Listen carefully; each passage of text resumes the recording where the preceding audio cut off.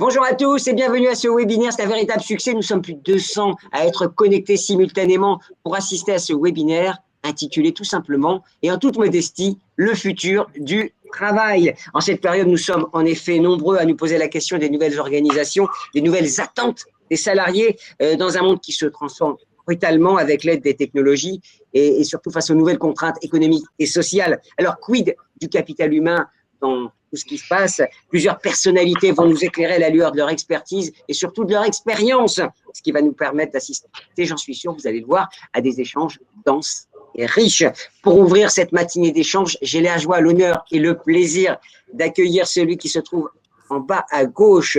Ce n'est autre que l'administrateur général du CNAM, Olivier Faron. Bonjour Olivier.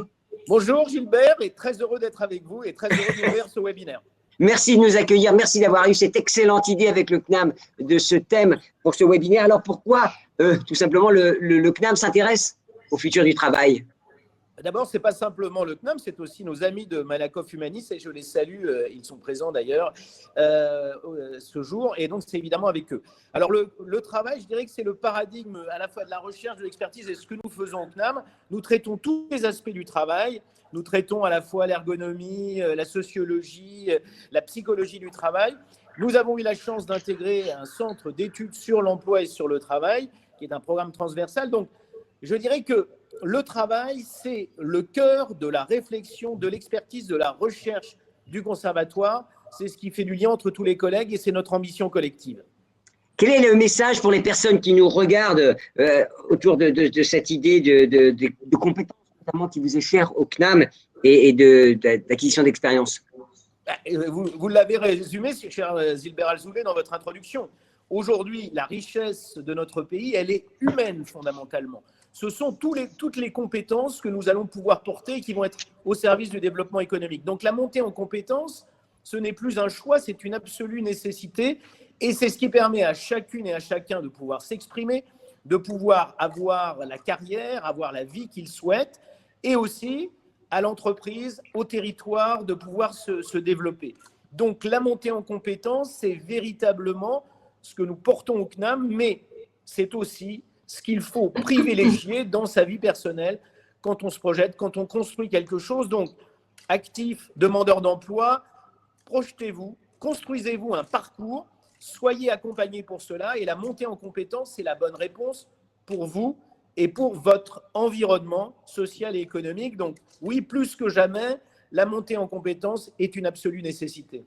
L'intelligence, évidemment, on sortira par le haut de cette crise. Justement, qu'est-ce qui a changé avec cette crise qui est aussi bien économique que sanitaire, que sociale? Il y a beaucoup de choses qui ont changé. Et vous avez raison de dire que c'est une crise multiforme. C'est une crise qui prend plusieurs aspects.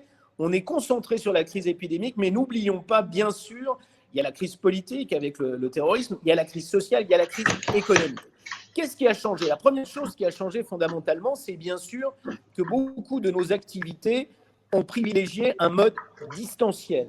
Nous avons fait du télétravail et encore maintenant, le télétravail est un mode évidemment extrêmement prégnant dans l'économie actuelle. Le télétravail, c'est quelque chose qu'on avait évidemment prévu, mais qu'on n'imaginait pas se généraliser autant. Le télétravail, ça veut dire changer nos habitudes, prendre aussi, pour revenir sur les compétences, de nouvelles compétences, mais aussi imaginer un management du télétravail. Et là, il reste de grandes marges de progression. Et puis, qu'est-ce qui a changé?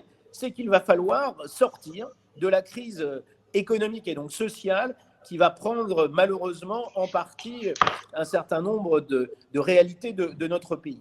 Je pense à la question qui va être une question centrale pour les compétences, celle de la reconversion. Prenons un actif dont malheureusement l'entreprise va connaître des difficultés. Il faut l'accompagner pour qu'il rebondisse. Ça veut dire quoi l'accompagner? Ça veut dire mesurer ses compétences, ça veut dire valider ses expériences et ça veut dire lui construire le parcours ad hoc qui lui permettra le vrai rebond. Dans le mot résilience, qu'on utilise beaucoup aujourd'hui, il faut chercher le mot rebond. Dans le mot relance, il faut chercher reconstruction. C'est toutes et tous ensemble, grâce, en imaginant un travail différent, que nous allons sortir de la crise que nous connaissons. Eh bien, tout est dit. On peut s'arrêter maintenant. Merci beaucoup, Olivier. Non. Mais non, on ne va pas s'arrêter. Mais parce que de toute façon, C'est maintenant que ça commence avec les fabuleux invités que vous avez choisis, Voilà. cher Gilbert Azoulay. Donc, encore une fois, et je conclurai sur ça, merci aussi à Newstank et Newstank RH en particulier, mais merci à Newstank de nous accompagner et de bien vouloir travailler avec nous. C'est du plaisir et du bonheur. Merci beaucoup, Olivier. À très bientôt. Allez, on va commencer. On va rentrer tout de suite dans le vif du sujet avec nos 3 intervenantes pour l'occasion. Nous avons le plaisir et la joie d'avoir 3 expertes. Anne-Sophie Godon, directrice innovation chez Malakoff Humanis. Vous enseignez aussi au CNAM, puisque vous êtes en charge de la chaire qui associe et le CNAM et Malakoff Humanis notamment. C'est ça, Gilbert. Alors, à côté de vous, Cécile Dejoux, professeure des universités au CNAM et responsable de la filière des formations RH. Cécile Dejoux, que l'on connaît bien aussi dès qu'on parle digital numérique, on fait appel à elle. Bonjour Cécile. Bonjour. Et Audrey Perrochot, directrice des territoires chez Pôle emploi. Pardonnez-moi Audrey, j'ai résumé un peu votre titre parce qu'il est tellement long. On donne des titres incroyables chez Pôle emploi. Il y a des et vous êtes professeur associé au CNAM. Donc, à vous 3, nous allons dessiner les scénarios prospectifs sur le futur du travail, si vous en êtes d'accord. Et je vais commencer par vous, Anne-Sophie Godon, parce que vous réalisez avec Malakoff Humanis des enquêtes. Souvent, il y a une très belle enquête qui a été proposée. Et la première question est pour vous, puisque vous avez suivi l'après-crise, le premier confinement, je dirais, en quoi la crise a été un accélérateur sur le champ du travail pour les salariés, les managers et les dirigeants, regarde des premiers chiffres que vous avez eus. Je crois que le premier élément auquel on pense de manière assez spontanée, d'ailleurs Olivier Faron l'a évoqué, c'est évidemment le télétravail. Et il faut se rendre compte qu'entre décembre 2019, donc il y a un an, et puis et bien maintenant, on est passé d'à peu près un salarié sur 3 qui télétravaillait à un salarié sur 2 qui a découvert le télétravail ou qui le pratiquait avant. Donc, je crois que le premier élément auquel on pense, c'est évidemment ça, c'est évidemment le télétravail, avec peut-être à la fois des éléments qui ont été perçus comme étant très positifs, notamment d'ailleurs sur le volant des compétences. Un quart des salariés nous dit avoir appris pendant cette crise, donc soit appris évidemment dans l'usage du digital, mais aussi finalement profiter de ce temps pour se former. Donc, un premier effet bénéfice sur les compétences. Un deuxième sur l'autonomie. Je crois que on le verra, c'est vraiment une attente forte des salariés et donc ils disent d'ailleurs avoir gagné en autonomie. Une qualité de vie au travail aussi qui s'est améliorée pour beaucoup. Donc ça, c'est les principaux éléments positifs, mais peut-être de l'autre côté aussi des points d'attention dont on parle beaucoup, c'est d'une part ce phénomène d'isolement. Et là, je crois qu'on voit bien d'ailleurs en décembre que les salariés en ont peut-être un peu plus marque qu'avant. Donc, un phénomène d'isolement, un phénomène d'empiètement de la vie pro sur la vie perso, à la fois au plan physique, parce que on vit, on travaille dans les mêmes endroits et on n'a pas tous la chance de pouvoir s'isoler. Mais on a aussi des temps de vie qui se sont mélangés. Et puis, peut-être aussi un sujet qui est cher au CNAM, les troubles, les fameux troubles musculo-squelettiques, parce que moins d'un salarié sur 2 a un espace de travail correct pour télétravailler. Ça veut dire finalement qu'on risque de voir aussi apparaître des troubles musculo-squelettiques en lien avec ce télétravail. J'avais une anecdote d'ailleurs, je discutais avec quelqu'un qui me disait dans une grande entreprise, on avait donné une petite prime pour les aider pour le télétravail et c'était un fauteuil qui s'était acheté les gens principalement. Donc, voilà. on voit bien qu'il y a un lien. On parle rapidement des risques psychosociaux qui ont émergé. Anne-Sophie, vous en parlerez tout à l'heure.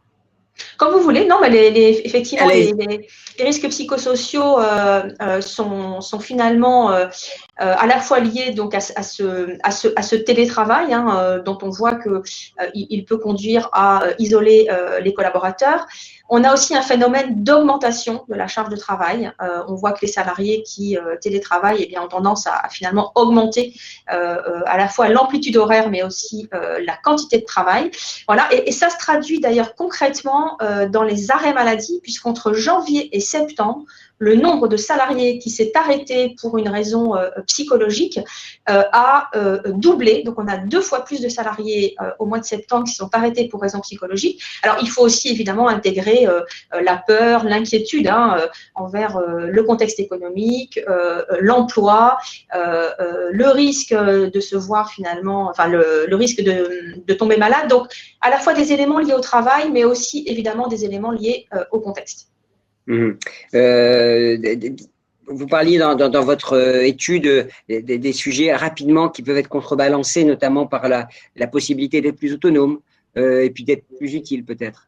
Voilà, donc effectivement, là, on vient de voir un peu les facteurs, on va dire, pathogènes.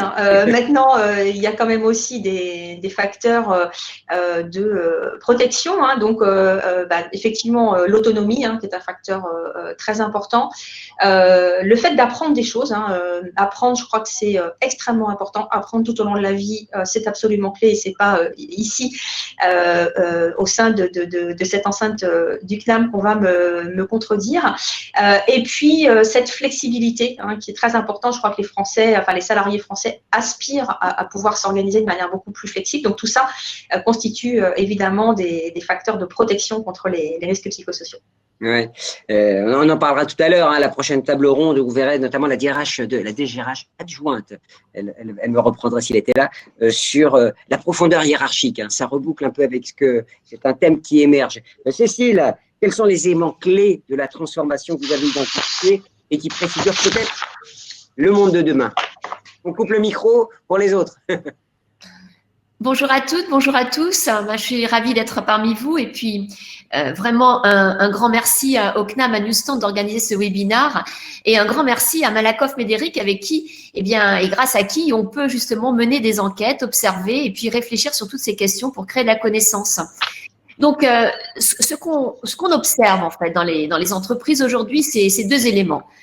Déjà, le fait que cette crise, cette pandémie, c'est un game changer. C'est un game changer, ça veut dire quoi? Ça veut dire qu'en fait, il y a des attitudes extrêmement différentes suivant les entreprises, suivant leurs dirigeants, suivant leur culture, suivant les secteurs d'activité. On n'est pas dans une uniformisation. On voit apparaître en fait trois grands axes. Des entreprises qui ont décidé d'utiliser la pandémie pour complètement se transformer.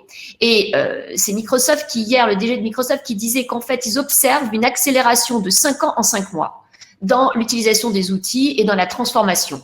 Donc ça, c'est vraiment un game changer. Donc vous avez des entreprises qui ont décidé de se mettre au travail collaboratif, de se mettre au management à distance, d'encourager de nouvelles pratiques de travail, justement parce que le télétravail nous fait reconsidérer la confiance, l'engagement, le développement des talents, etc. Ça, c'est un premier groupe. Ensuite, il y a un deuxième groupe d'entreprises. Ce sont des entreprises qui, elles, veulent retourner comme avant. Et ça, il y en a de plus en plus. Et elles disent, mais regardez, les gens, ils sont fatigués du télétravail, on a besoin de se retrouver, etc. Et la grande question, c'est pas qu'elles veuillent le retrouver comme avant, parce que de toute façon, c'est un jeu d'élastique, ça sera nécessaire, mais c'est est-ce qu'elles vont se transformer et ensuite, dans le temps, retourner comme avant, ou dans le temps, est-ce qu'il y aura donc un changement, même s'il est, j'allais dire, moins conséquent que le premier groupe, mais est-ce que ce changement, il va pouvoir perdurer? Et ça, c'est intéressant parce qu'en fait, vous avez des entreprises qui ont du mal parce que le télétravail a été mal vécu, parce que le management à distance n'a pas été accompagné, etc., à vouloir vivre cette transformation. Et puis, il y a un troisième groupe d'entreprises, et ça, c'est très intéressant, c'est celles qui vont faire du 50-50, vont utiliser donc la pandémie pour reconsidérer leurs locaux, faire des tiers-lieux un nouvel espace de travail et faire qu'en fait, le digital ne soit pas à la maison, mais soit dans des lieux partagés qui ne sont pas non plus le bureau et le siège ou les anciens lieux de travail. Et donc, vont réingénierer en fait leur mode à la fois physique et leur mode managérial. Donc, en gros, pour nous, on a trois types de management. Le management pour les premières, qui va être donc vraiment celles qui vont totalement se transformer, qui est un management à la pagaie. On va un coup à droite, un coup à gauche et en fonction du contexte, on réajuste et on n'a pas peur de dire qu'en fait, on s'est trompé et qu'on revient sur ce qu'on a dit. C'est le management à la pagaie. Un deuxième type de management pour celles qui veulent retourner comme avant, c'est du management séquencé. Ok, j'ai été forcée d'être en télétravail, maintenant je vais être donc en retour bureau et puis petit à petit, je vais me réinventer. C'est un management séquencé. Et un troisième type de management pour les tiers-lieux, ceux qui se réinventent, c'est ce qu'on appelle le management digital.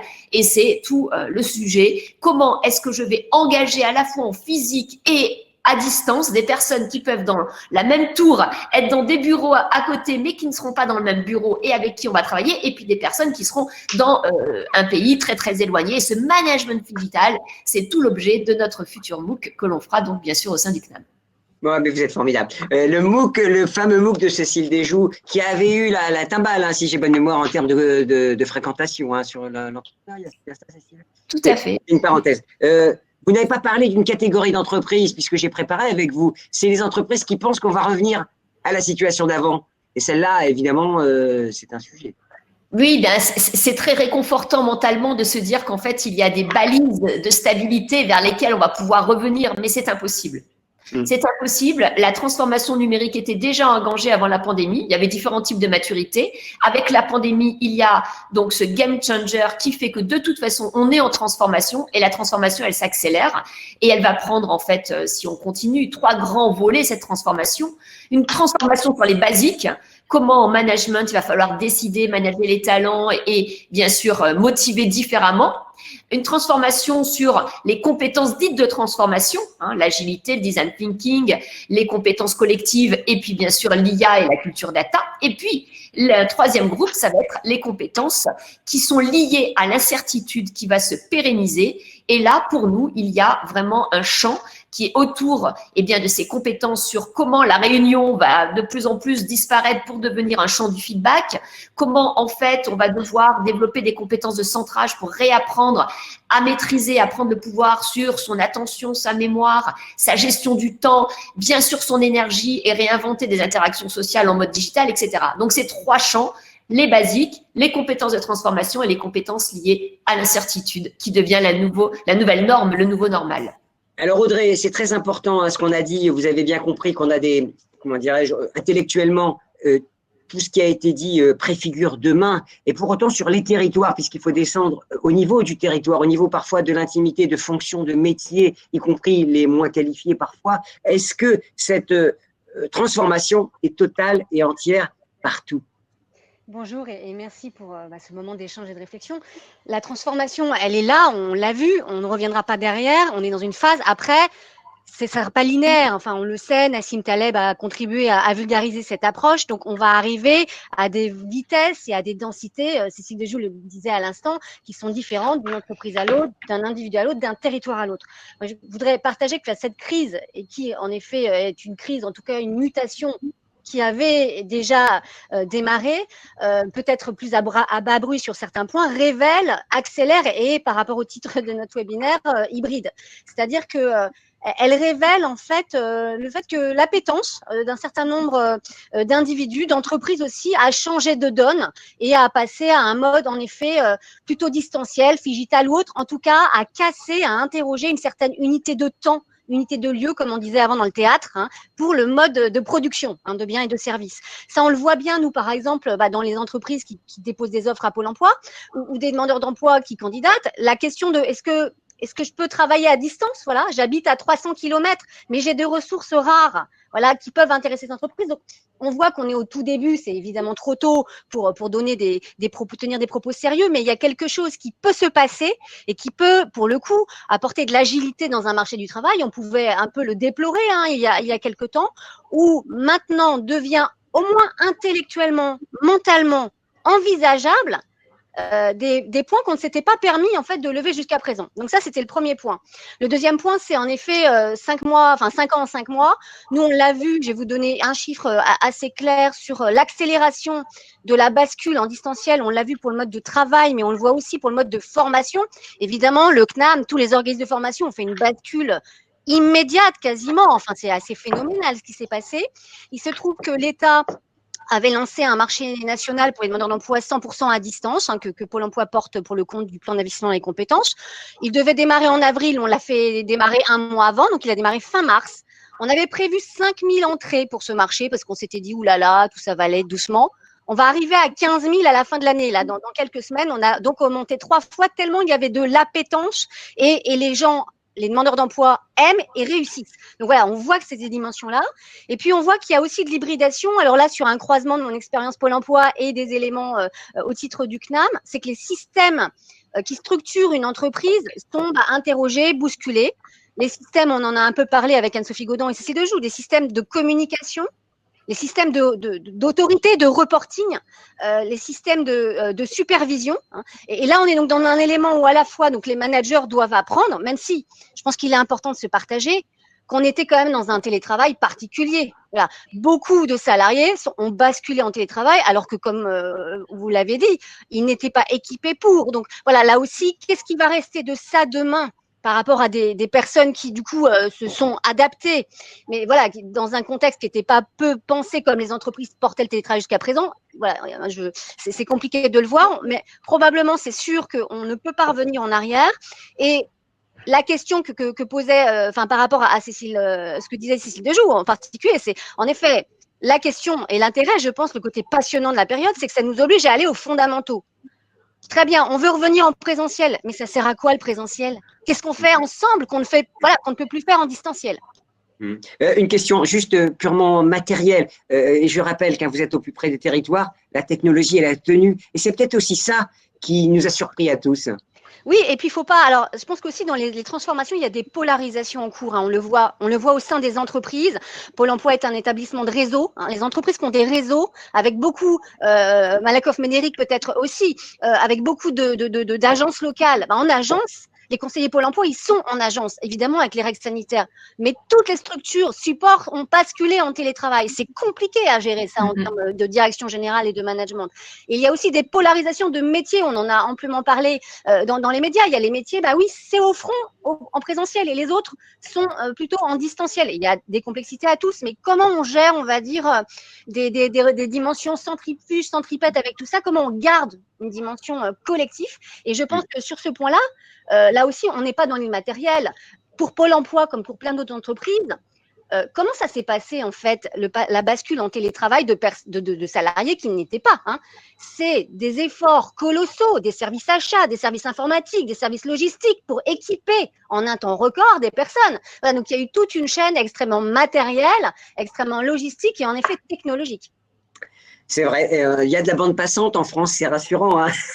Alors parfois, on a eu peut-être un peu de mal avec l'administrateur général, mais ça s'est bien passé finalement. Une question pour vous, Anne-Sophie. Alors, il y a un écart quand même. Alors, il nous reste 15 minutes, hein, donc parce que je voudrais prendre des questions, comment dirais-je, prendre des questions des internautes. Il y a un écart entre ce que les salariés voient, ce qu'ils espèrent et ce qu'ils pensent qui va se passer. Alors, c'est vrai que demain, pour eux aussi, c'est compliqué. Ouais. Alors effectivement, on a interrogé les salariés du secteur privé au mois de septembre et on leur a notamment demandé, en ce qui concerne le travail, qu'est-ce qu'ils voient comme évolution souhaitable et qu'est-ce qu'ils voient comme évolution probable. Donc là, on voit qu'il y a quand même un énorme gap parce qu'il y a énormément d'attentes, mais finalement, cette perception que ça ne va pas se passer comme ça. Donc par rapport à ce que Cécile évoquait, eh bien, les salariés sont en attente d'un management basé sur la confiance, un management plus encourageant, un management qui laisse une place à l'initiative, à la coopération. Donc ça, c'est la première chose. Et ça, ils nous disent, on attend ça, mais on pense que ça ne va pas arriver. La deuxième attente, on l'a évoqué tout à l'heure, c'est de la souplesse et de la flexibilité. Les salariés, ils veulent pouvoir gérer leur temps, gérer leurs horaires aussi, mais aussi gérer les espaces. C'est-à-dire cette forme d'hybridation dont on parle depuis le début, là, c'est une attente extrêmement forte. Et ça aussi, c'est souhaitable, probabilité assez faible. Le troisième élément, Cécile l'a évoqué, c'est le travail collaboratif et participatif. Ça aussi, pareil, on attend ça, mais on a le sentiment qu'en moyenne, ça ne va pas se passer comme ça non plus. Voilà, donc finalement, si on regarde ce qu'évoquait Cécile, je crois que les salariés sont conscients de ces transformations. On voit qu'on a probablement des rythmes différents, mais en moyenne, parce que ces études, elles donnent la moyenne, en moyenne, on voit qu'il y a finalement beaucoup d'attentes et peut-être un peu moins de perspectives perçues par les salariés. C'est votre sentiment aussi, Cécile? Alors, quelqu'un vous a remarqué que chez les Scandinaves, ça fait longtemps qu'ils sont déjà à distance et qu'ils ont accepté. Nous, on s'y met et on va rattraper le retard. Cécile, Oui, je trouve que l'étude que présente Anne-Sophie est passionnante parce que c'est très important comme ça d'avoir des études à chaud et c'est très important en fait d'être dans le test and crash, c'est-à-dire en fait essayer et faire de cette étude quelque part un POC, enfin un univers pour essayer de changer les choses. Ce qui doit changer aujourd'hui, c'est en fait le management. c'est pas en fait l'attitude des salariés, puisque les salariés, ils sont dans des pratiques de travail qui leur ont été imposées par la pandémie, par la distance, etc. C'est pas la direction et les grands stratèges qui de toute façon sont là pour sauver l'essentiel et sont là en même temps pour piloter à vue. Donc, on est aujourd'hui à un temps, à un nœud pour le management. Il faut monter en compétence les managers sur justement un management à distance, un management digital, un management lié à l'incertitude pour les rassurer, pour qu'ils comprennent qu'en fait, il reste des rouages qui sont indispensables, mais qu'ils doivent lâcher prise s'ils veulent faire mieux. Or, c'est très difficile aujourd'hui d'être un manager. D'abord parce que c'est vous qui, êtes en tension vis-à-vis de la crise, vis-à-vis des résultats, vis-à-vis, en fait, comme l'a dit très bien Audrey Perruchon, de tout ce qu'on doit faciliter. On doit mettre des ressources à disposition de ces équipes, mais c'est pas dit qu'en fait, on les ait. Donc, en fait, ils ont à la fois un rôle psychologique, un rôle de supply chain humaine et en même temps un rôle, j'allais dire, de business très important puisqu'ils doivent faire en sorte que l'essentiel soit sauvé. Donc, ces managers, il faut absolument les accompagner sur leur nouveau rôle, leur rôle qui est indispensable pour l'entreprise, mais en même temps, ce rôle, il faut le créer. D'où l'importance des études, comme l'a fait Malakoff, Médéric et Anne-Sophie l'a présenté, c'est que ces études, ça doit être un moment, ça doit être une agora pour discuter le nouveau management dans ce new normal qui est l'incertitude.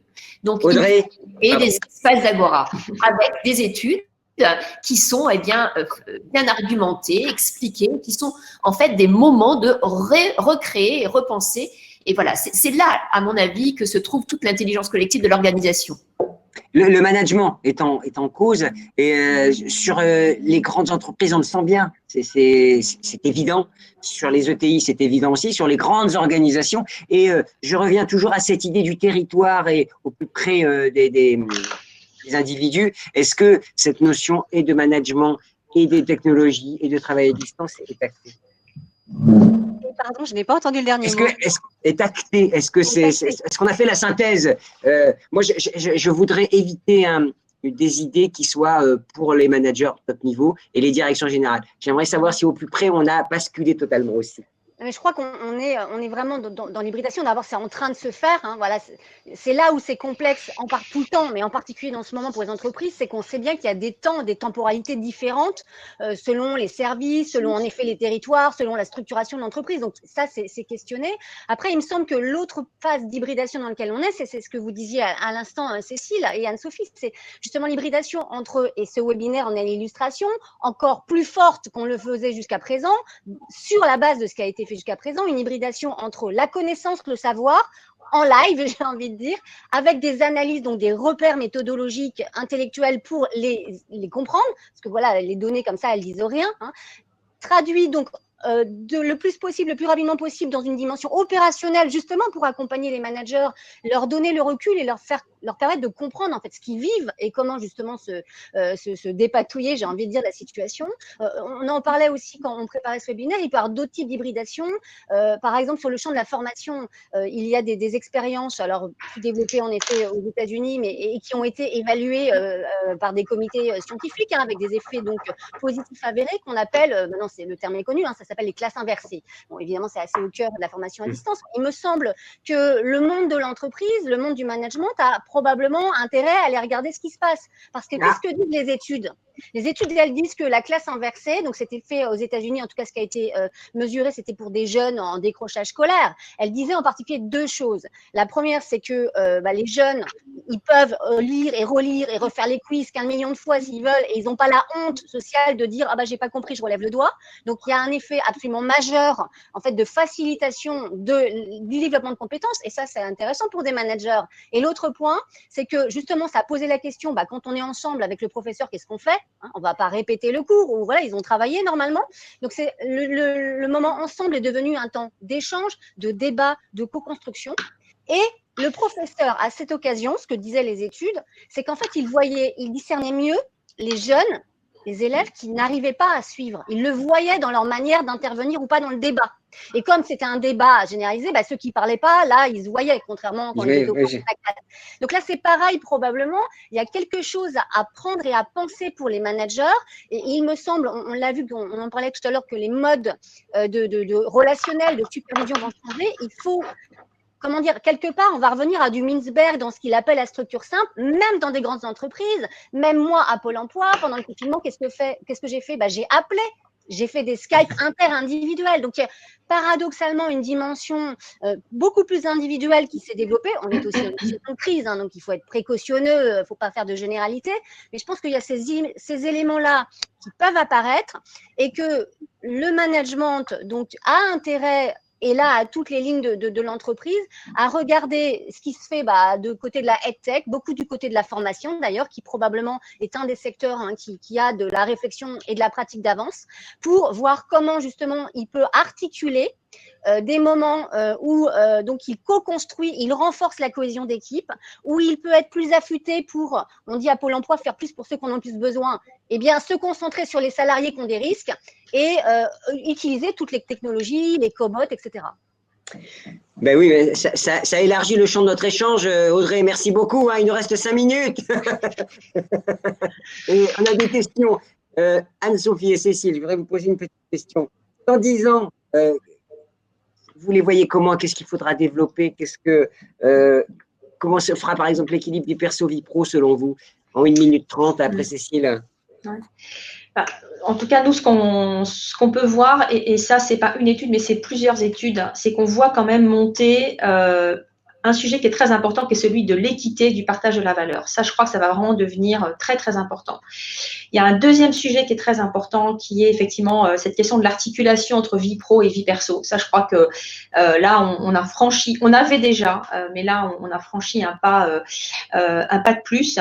La question des perspectives d'évolution et donc de la manière dont on va conduire collectivement le chantier des compétences est clé. Les salariés, on va devoir travailler plus longtemps, on va connaître plusieurs vies, on va avoir des modes de travail différents. Donc, comment là-dedans, comment est-ce qu'on se construit finalement un parcours qui nous permet de progresser? Et puis, le contexte, là, demande aux entreprises, les salariés demandent aux entreprises de la sécurité. Donc, comment est-ce que les entreprises vont faire pour régler tous ces dilemmes? On veut plus de liberté, de flexibilité, mais on veut plus de sécurité. On veut être impliqué dans les décisions, on veut plus d'équité, on veut plus de partage de la valeur, mais dans le même temps, on a conscience que le contexte économique est plus difficile. Donc, on est dans un monde de paradoxes et il va falloir que les entreprises et managers arrivent à régler tous ces paradoxes. Et ça va. D'ailleurs, on a une question après, avec cette période de télétravail massif et dans cette organisation hybride, comment créer quand même ce collectif? Ce sera une question aussi. C'est une question qu'on m'a posée, je vous la pose. Ouais. Cécile, tu veux peut-être compléter Ah bah oui, Cécile. Oui, Cécile. Alors, Cécile. Oui, Cécile. Oui, non. Je vous laisse, mesdames, d'accord, vous faites le…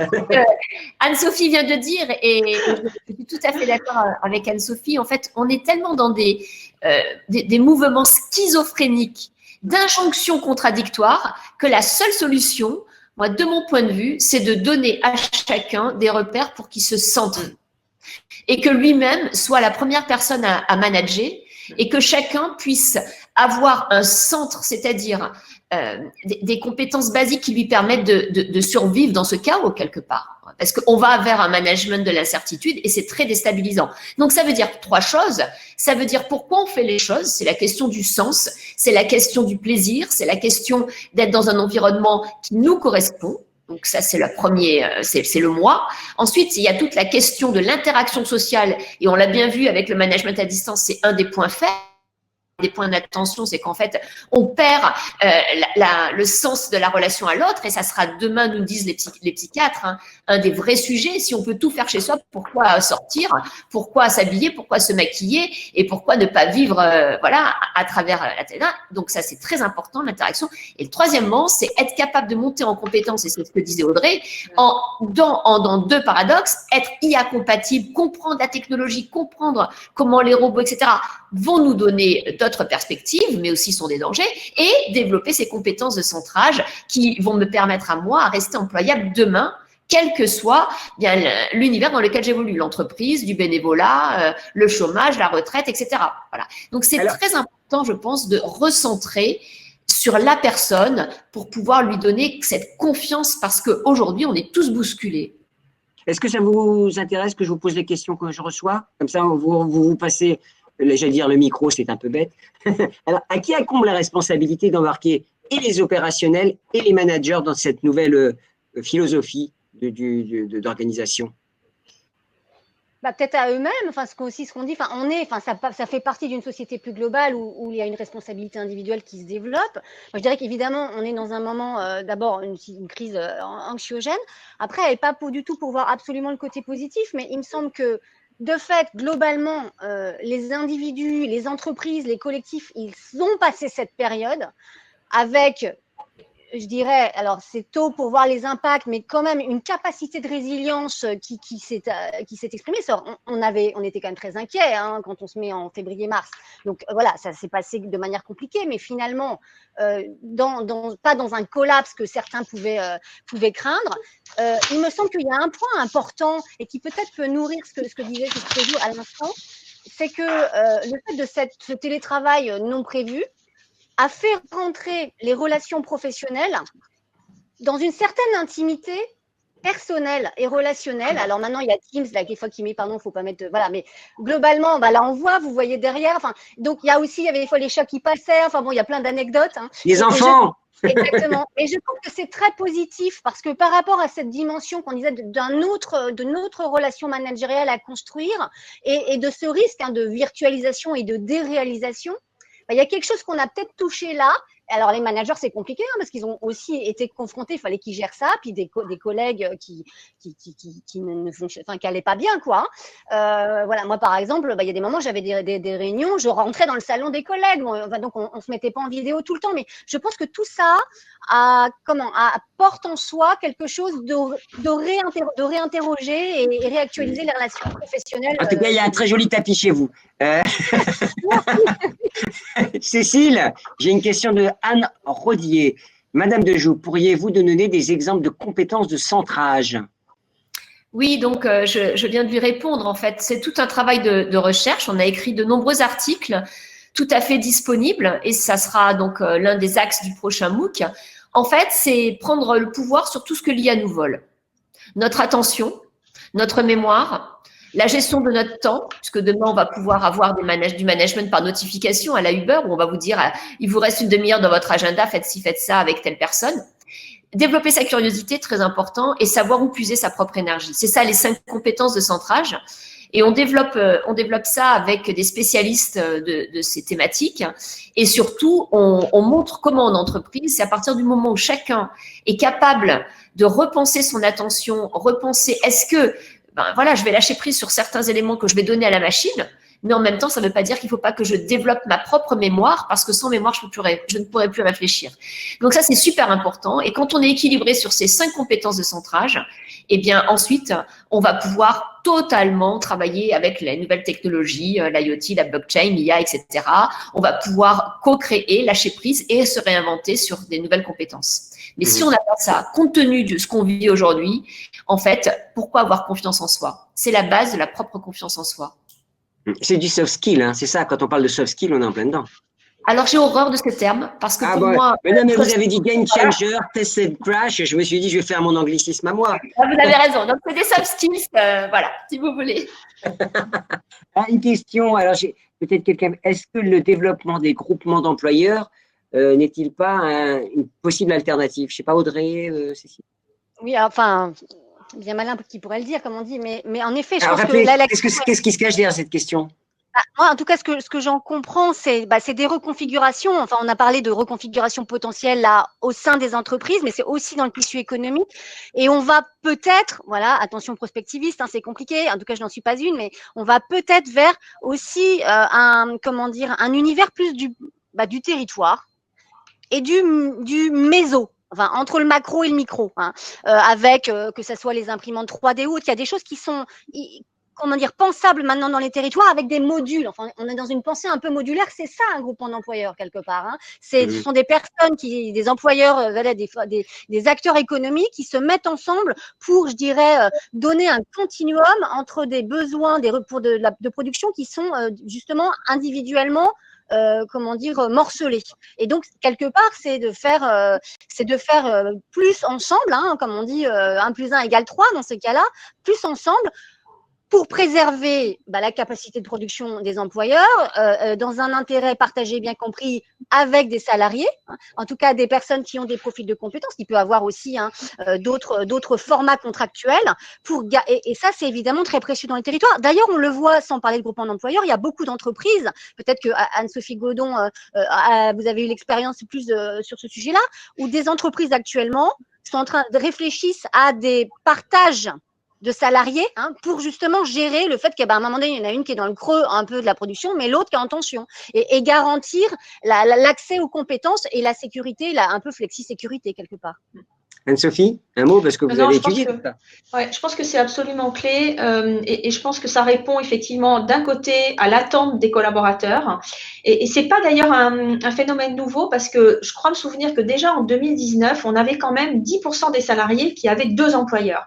Donc on voit que finalement le fait d'être employé, enfin du point de vue des salariés, il y a cette question finalement du multi-employeur qui peut permettre d'ailleurs de répondre à ce besoin de sécurité parce qu'on n'a pas forcément la possibilité d'avoir un temps plein à un endroit, mais avec 2 temps pleins, on s'en sort. Enfin, avec 2 temps partiels, on s'en sort. Donc, il y a des enjeux, effectivement, de sécurité vu du point de vue des salariés et puis aussi d'apprentissage parce que c'est quand même 2 sources de richesse complémentaires. Et puis, vu du point de vue de l'employeur, évidemment, c'est aussi là plus intéressant parce qu'il n'a peut-être pas les moyens d'avoir quelqu'un à temps plein, mais il peut avoir plusieurs personnes. Et on voit que cette question très importante de comment est-ce qu'on arrive à faire de la mutualisation au niveau des territoires pour les petites entreprises, c'est absolument clé. Donc, il faut qu'on arrive à créer des passerelles entre les petites entreprises, entre les chefs d'entreprise, entre les salariés dans les territoires.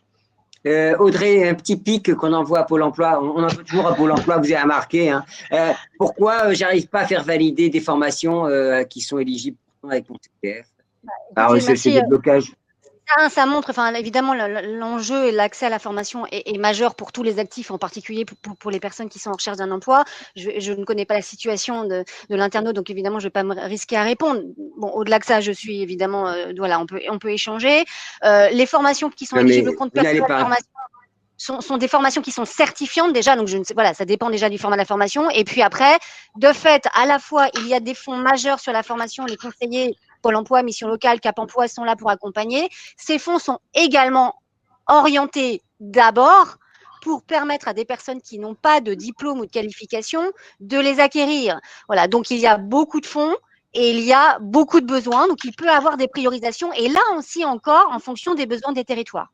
Allez, dernière question, parce que vous avez vu, le temps passe. C'est tellement passionnant qu'on pourrait rester au moins jusqu'à ce soir. Le prêt de main-d'œuvre, c'est une question intéressante du point de vue des compétences et de l'employabilité, de l'adaptabilité. On parle beaucoup d'agilité des collaborateurs. Est-ce qu'on peut parler d'agilité de l'organisation du travail? Je vous propose de répondre à cette question, puisque ça recouvre ces 2 questions. L'agilité de l'organisation du travail, c'est ça, au fond, la grande révolution. Anne-Sophie, Cécile et Audrey. Vous répondez, Sophie, comme ça, c'est notre mot de la fin en même temps.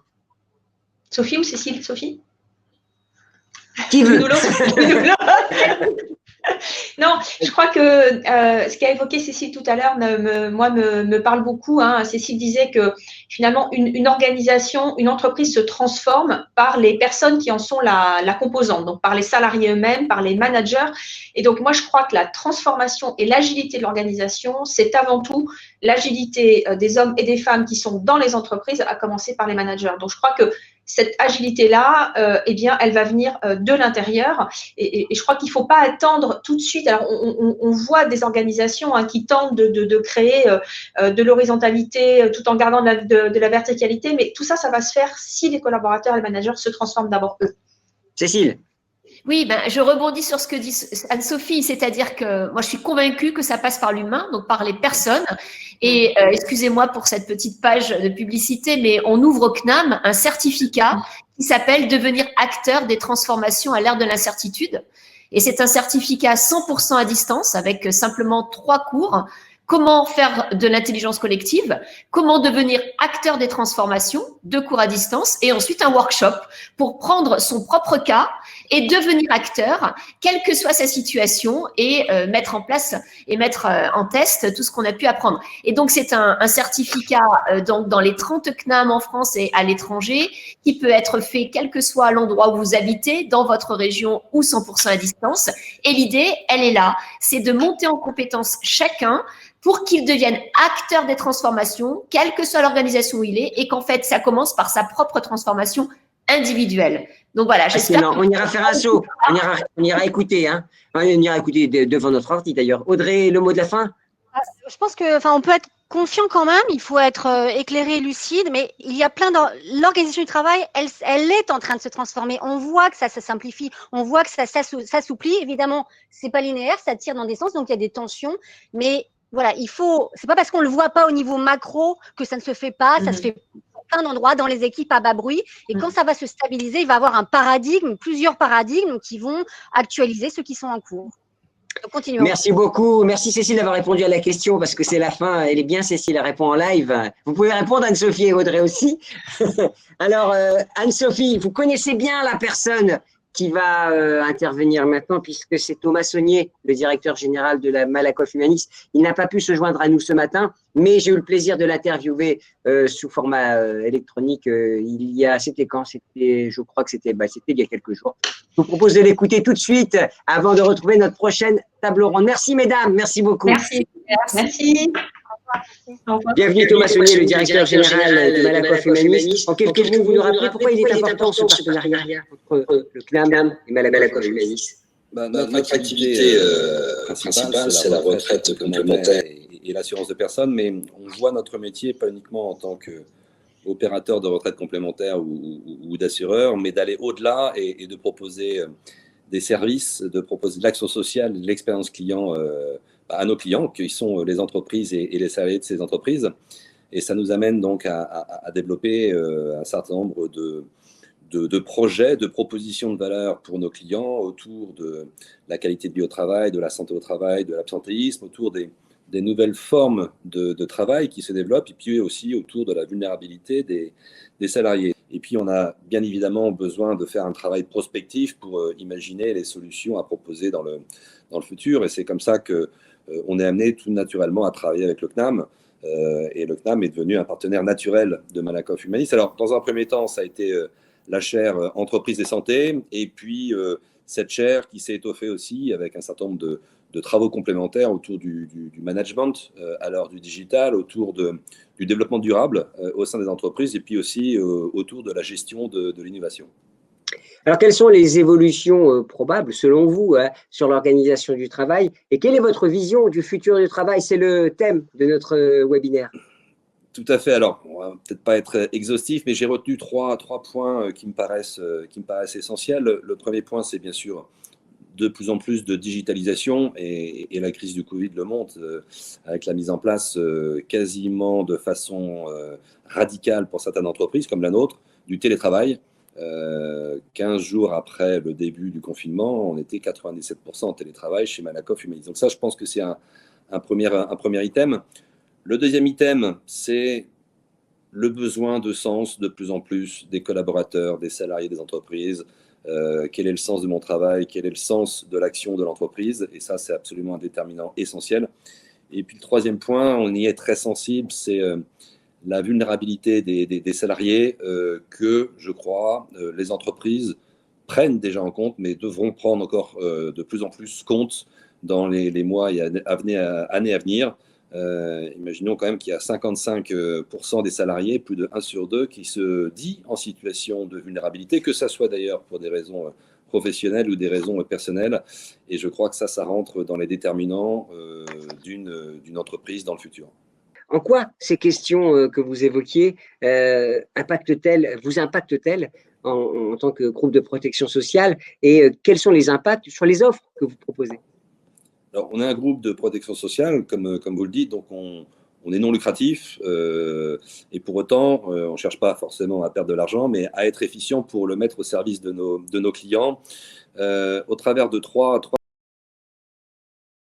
actions que j'ai pu citer tout à l'heure. La première, c'est la santé et la qualité de vie au travail, et puis l'absentéisme qui peut exister, et c'est quand même un paradoxe dans notre pays que, alors qu'on n'a jamais autant travaillé sur la qualité de vie au travail, et pour autant l'absentéisme, et notamment l'absentéisme long, augmente. Ça, c'est le premier point. Le deuxième, on travaille beaucoup, et notamment avec vous d'ailleurs, sur les évolutions des modes de travail qui, du coup, vont impacter les entreprises et leurs salariés.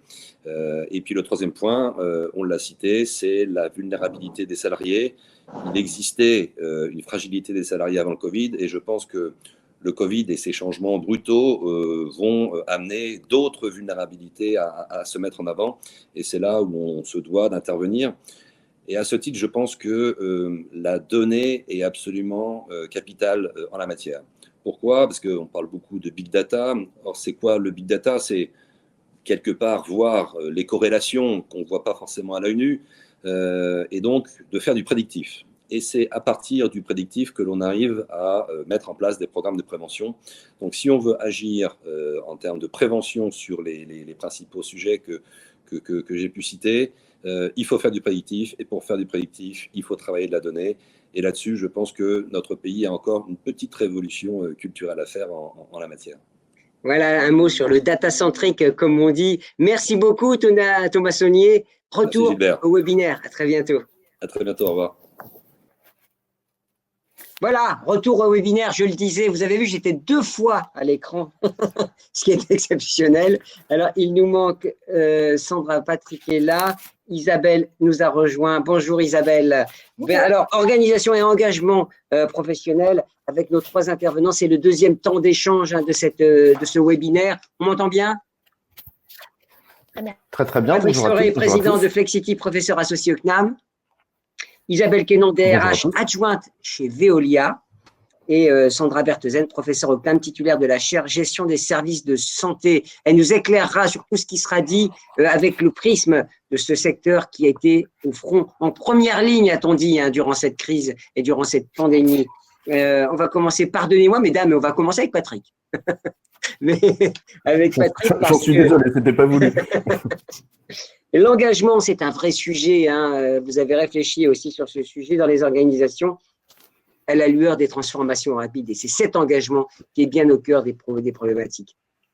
Alors, oui, je voudrais simplement qu'on revienne un peu sur, non pas sur les termes, mais qu'on place ça un peu dans une perspective plus large. J'ai entendu tout à l'heure Olivier Farron dire que derrière la crise de la Covid, il y a la crise sanitaire, il y a aussi une crise économique. Et si on remonte un petit peu plus loin, il y a quand même des formidables enjeux derrière, qui sont des enjeux de compétitivité mondiale, de démographie. Et je pense que le thème de l'engagement, il est apparu dans nos entreprises, peut-être après la crise de 2008, avant toute chose, qui nous a un peu fait prendre conscience d'un déficit peut-être que nous avions sur un modèle qui a été fondé sur de la compétition par les coûts. Et je crois que ça questionne très profondément nos modes d'organisation, ça questionne très profondément nos modes de gouvernance et d'exercice du pouvoir, nos modèles de développement.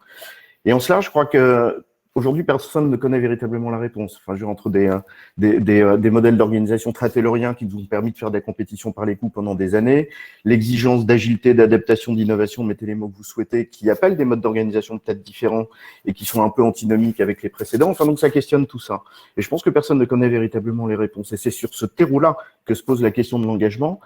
Alors, les chiffres qui ont été donnés tout à l'heure, enfin les éclairages qui ont été donnés par Anne-Sophie Godon sont très intéressants de ce point de vue-là, parce que parler un peu d'une dissonance entre l'idée que les salariés se font d'un futur souhaitable et de ce qui va véritablement se passer. Et je crois que dans cette dissonance cognitive, il y a un truc très important. C'est-à-dire que, en d'autres termes, je pense qu'on est en train de prendre conscience que si on ne connaît pas les réponses organisationnelles et managériales qui vont nous permettre de résoudre ces antinomies, on a fondamentalement une certitude, c'est que ça ne sera pas sans l'engagement sans faille de l'intégralité du corps social. Sauf que cet engagement, il se dédite, selon certaines études, quand on parle d'engagement dans l'entreprise, mais en revanche, quand on regarde ce qu'est véritablement l'implication des gens dans le travail, et je pense que la crise de la Covid a été frappante de ce point de vue-là, avec un trésor. Alors, le secteur hospitalier a été fascinant de ce point de vue-là, par sa capacité d'implication dans le travail, et pour le bien commun, tout simplement. Et il y a une très bonne étude d'ailleurs de ce point de vue-là, qui est celle de la CFDT, je crois, en 2016, qui montre finalement que les gens sont très impliqués dans leur travail. Et je pense que dans cet interstice entre, d'une part, on se désengage de l'entreprise, mais en même temps, on est hyper impliqué dans son travail, il y a toute la question fondamentale du sens qui est en train de se poser. Je crois que la clé, elle est là pour les années à venir. En tout cas, tous nos intervenants précédents l'ont souligné. On rentre dans le vif du sujet. Merci Patrick, c'est bien, vous avez fait faire un pas de géant pour ce débat. Isabelle, dans une grande organisation comme la vôtre, parce que Veolia, par construction, c'est important. Donc, c'est un sujet important que vous avez mis au cœur de votre engagement, j'allais dire, mais votre fonction. Parce que sans engagement au sein d'une grande entreprise comme la vôtre, c'est compliqué. Oui, alors vous savez, Veolia, c'est une grande entreprise, mais c'est une somme de plein de petites entreprises, hein, parce que les métiers de Veolia sont les métiers. C'est encore plus compliqué, j'imagine, alors, s'il y a plein de petits. Je suis pas certaine. Notre métier, c'est les services à l'environnement, hein, produire, distribuer de l'eau, traiter de l'eau usée, s'occuper des déchets, etc. Donc, ce sont des métiers qui sont très locaux, hein, très, très locaux. Donc, on est une entreprise, alors, j'aime pas tellement ce terme, mais globale, hein, à la fois locale et globale. Donc oui, je rejoins tout à fait ce qui a été dit par Patrick sur la question de l'engagement. Pour nous, ça a été et c'est un sujet qui est très important, tout simplement parce que cette crise et notamment les périodes de confinement, où qu'elles soient dans le monde et à quelques moments qu'elles interviennent, induisent finalement une certaine forme de dichotomie dans la communauté de travail, c'est-à-dire qu'on a en gros une grosse majorité de gens qui continuent à faire leur travail sur le terrain, hein, nos salariés à nous. Ce sont principalement des ouvriers, des techniciens, qui sont non pas la première ligne des soignants, mais la deuxième ligne, hein, parce que pendant que tout le monde est confiné, il faut quand même continuer à distribuer de l'eau, il faut continuer à ramasser des déchets, etc. Donc, nous, on les appelle nos héros du quotidien. Hein, c'est les services essentiels, ce qu'on appelle les services essentiels. Donc, une grosse partie de la communauté de travail qui est encore au boulot dans les conditions normales, entre guillemets, pas complètement normal en réalité, parce que les flux sont pas les mêmes, mais dans des conditions, on va dire, d'exposition et dehors, et parfois au contact du public. Bon, et puis une autre partie de la communauté de travail qui se trouve en télétravail. Voilà, donc d'ailleurs, quand on dit télétravail, alors moi je suis désolée, je suis pas très très fan du mot, parce qu'en vérité, ce qui est vécu quand tout le monde part en confinement quasiment du jour au lendemain, c'est pas du télétravail. Hein. Pour moi, le télétravail, c'est quelque chose qu'on choisit, sur lequel et l'employeur et le salarié sont d'accord. Ça pose d'ailleurs des questions par rapport à un certain nombre d'entreprises qui décident, on va dire, à l'occasion de cette crise, de le développer très fortement, de façon un peu unilatérale. Bon, ce qu'on a vécu pendant le confinement, c'est un transfert forcé du bureau à la maison. Hein. Pour moi, c'est pas ça le télétravail. C'est pas la définition du télétravail. Il n'y a pas de choix. Et donc, on se retrouve avec des communautés qui sont séparées. Et tout le sujet, c'est comment est-ce qu'on arrive à garder une espèce d'homogénéité et un collectif de travail qui se sont liés par le même engagement. Donc c'est ça la question de fond. Et derrière, évidemment, il faut travailler beaucoup sur la question du sens. Elle a été très évoquée par Thomas Saunier tout à l'heure et je rejoins tout à fait ce qu'il a dit. On travaille évidemment beaucoup sur le management. Donc, dans la première conférence, on a beaucoup abordé ce sujet. Je vais peut-être pas y revenir, mais la question centrale, c'est la question de comment est-ce que les managers, ce qu'on appelle la frontline de management, c'est-à-dire les managers très opérationnels, hein, ceux qui gèrent directement des petites équipes sur le terrain, arrivent à maintenir un lien qui est le lien identifié par les salariés comme étant unique pour eux. Hein, c'est-à-dire que la question du sens au travail, elle dépend de comment est-ce que chacun se sent utile pour le service que la boîte va délivrer finalement à la fin. Voilà. Et puis, il y a un dernier point qui me semble très essentiel. Pardonnez-moi, je termine là-dessus, mais parce que c'est super important. Je pense que l'engagement, le lien social, le rapport au travail, le rapport à l'entreprise, le sens, etc., est aussi beaucoup lié, cette crise nous l'a montré, à la question de la sécurité. J'insiste sur cette question de sécurité parce que ça peut paraître un peu basique, mais je pense que toutes les entreprises qui ont réussi pendant les périodes de confinement, mais aussi pendant les périodes de déconfinement, à montrer à leurs salariés que cette question était centrale et que l'entreprise mettait tous les moyens pour assurer la sécurité de ses salariés, sont des entreprises qui, si vous me permettez l'expression, rameront un petit peu moins sur le reste, sur l'engagement, etc. Bah, de toute façon, on vous parlait de sécurité en interne et de l'impact en externe. Hein, vous parlez du sens, évidemment. Et l'impact dans la santé, autant vous dire qu'il était majeur. Hein, c'était en frontline. Hein, décidément, excessif, vous êtes très sur les anglicismes. Hein, game changer, test crash. Comme j'ai vu que ça vous plaisait beaucoup, Gilbert, j'en ai rajouté un peu. Sandra, vous nous sortirez votre petite expression en anglais, j'espère aussi. Alors, dans la santé, justement, l'engagement, il est central. Sans engagement, on n'aurait pas eu les comportements quasi héroïques qu'on a eus et cette capacité de résistance face au mal, c'est un sujet encore plus d'acuité dans le secteur de la santé. Alors, tout d'abord, je voulais vous remercier, cher Gilbert, pour votre invitation. Merci à Newstank, merci à Malakoff Humanis pour cette belle rencontre depuis ce matin. On a l'occasion d'entendre de belles interventions. Alors, dans la continuité, en fait, de ce qui a été dit, et vous avez raison de le préciser, dans le secteur de la santé, la question du sens s'est posée de manière extrêmement vive depuis le mois de mars, mais si vous vous souvenez bien, c'est une question qui se posait déjà bien avant. Je vous rappelle qu'au moment où la pandémie s'est déclarée, au mois de mars, dès lors que nous avons confiné, nous étions encore dans une phase de mouvements sociaux extrêmement forts dans le secteur de la santé. Et pourtant, dès le premier jour, tout le monde s'est mobilisé en faveur des patients et pour une prise en charge de qualité face à cette pandémie tout à fait inconnue. Donc là aussi, l'occasion nous est donnée de leur rendre hommage à tous ces professionnels de la santé qui œuvrent pour nous depuis déjà plusieurs mois. Alors, ce que nous a enseigné, Alors, Super. voilà, désolé, on revient. Alors, on avait effectivement plusieurs webinaires en cours sur d'autres thèmes. Et effectivement, la plateforme Livestorm, vous voyez, la plateforme, parfois, elle bug.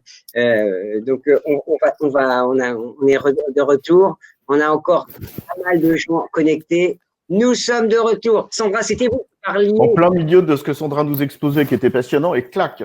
Clac, voilà. Alors, comme quoi, les gens de la santé, il ne faut pas les chauffer. Sandra, continuez. On va retrouver Isabelle qui va nous retrouver tout à l'heure.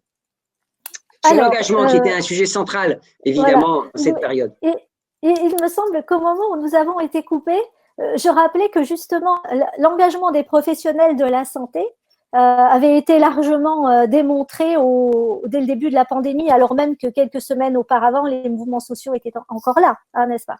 Donc, la question de l'engagement, la question du sens au travail se pose déjà depuis longtemps dans le secteur de la santé. Alors, c'est difficile pour moi de vous parler du secteur de la santé de manière générale, tant son paysage est varié. Alors, on a les hôpitaux, on a les grands hôpitaux publics comme les CHU, on a les petits hôpitaux privés, on a le secteur médico-social, avec les EHPAD dont on entend beaucoup parler, qui sont beaucoup médiatisés. Il y a l'accompagnement des personnes en situation de handicap. Enfin, tout ça est extrêmement vaste comme paysage. Et il n'empêche qu'il y a quand même 2-3 défis qui sont communs à toutes ces organisations qui peuvent guider les défis RH en quelque sorte. Hein. Alors, nous avons plusieurs défis en matière de santé publique. Nous avons les cancers qui sont de plus en plus nombreux. Nous avons les maladies de l'appareil circulatoire qui sont aussi extrêmement nombreuses. Ce sont les premières causes de mortalité dans notre pays. Et puis, à ces deux problématiques-là, il faut rajouter les maladies chroniques, le diabète, le VIH, les cancers qui deviennent aussi des maladies chroniques et le vieillissement de la population. Donc, en plus de ça, une population qui porte les maladies chroniques dont je viens de parler, mais qui en plus vieillit, devient de plus en plus dépendante, etc. Donc, vous voyez l'imbrication qu'il peut y avoir avec le secteur sanitaire et le secteur médico-social et le secteur social. Et puis, à tous ces défis de santé publique qu'on connaît bien, eh bien, on a les défis inconnus qui arrivent comme ça, comme la pandémie. Et c'est vrai qu'en matière de RH, d'un point de vue organisationnel, c'est un vrai défi, à la fois de se projeter avec toutes ces problématiques de santé publique, plus se dire que faire face à ce type de crise sanitaire, ça n'est pas la première et peut-être que ce ne sera pas la dernière. Alors, quels sont les enseignements immédiats que nous avons tirés de cette crise? C'est que l'on s'est rendu compte que pour faire une analogie avec ce qu'a écrit Claude Lévi-Strauss dans La pensée sauvage, c'est que les soignants en particulier pendant ce qu'on a appelé la première vague, ont d'un point de vue ressources humaines combiné deux rôles, celui de bricoleur et celui d'ingénieur. Dans les organisations qui sont très liées à l'organisation classique, dont Patrick parlait à l'instant d'ailleurs, des organisations, en tout cas dans le secteur sanitaire, fondées sur des principes que l'on pourrait rapprocher du principe taylorien, très très weberien, très très dans l'organisation bureaucratique, vous savez, avec l'organigramme à la Fayol en râteau, vous voyez, où chacun est vraiment dans son service, dans son silo. Là, pour le coup, pendant la première vague, on s'est rendu compte qu'il fallait tellement faire face à l'inconnu qu'il fallait innover. Donc, sans vraiment le vouloir, les professionnels de la santé se sont emparés des techniques d'innovation managériale par la force des choses, j'allais dire. Contraint forcé, quoi. C'est ça. Et ça s'est très bien passé. On leur a fait confiance et on leur a donné l'autonomie, c'est-à-dire ce que l'on appelle traditionnellement la sphère gestionnaire. Les tutelles, mais aussi les managers, les cadres, les dirigeants de la sphère gestionnaire leur ont donné les moyens d'assurer cette innovation. Et ça s'est très bien passé. On a bien vu, pour reprendre une fois de plus les termes de Lévi-Strauss, que le bricoleur, eh bien, il fait avec les moyens du bord. Il n'a pas d'outils prédéfinis. Il fait avec ce dont il a besoin au moment voulu. Vous vous souvenez des masques Decathlon qu'on a utilisés en Italie en particulier, en l'absence de masques Oui. spécifiques au service de réanimation. Et puis aussi, ce que nous rappelle Lévi-Strauss, c'est que le bricoleur, il ne fait pas que avec les moyens du bord. Il y met aussi un petit peu de lui-même. Voyez, c'est aussi ça, la valeur ajoutée de bricoleur. Et pour autant, il ne faut pas négliger les côtés positifs, les apports de l'ingénieur. On a besoin de ces aspects ingénieurs.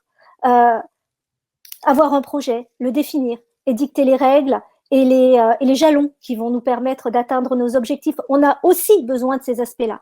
On a besoin d'une tutelle qui donne un cap à suivre. On a besoin d'une politique de santé publique qui nous donne aussi les moyens d'y parvenir, etc., etc. Tout ça, on en a besoin. Ce que l'on a vu pendant la première vague, c'est, en revanche, et c'est là la nouveauté, la combinaison des deux.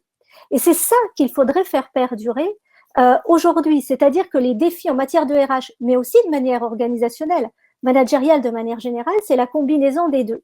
Sauf que ce dont on se rencontre, c'est que ça ne peut pas être mis en place sans remise en question du management, de l'organisation. Vous vouliez…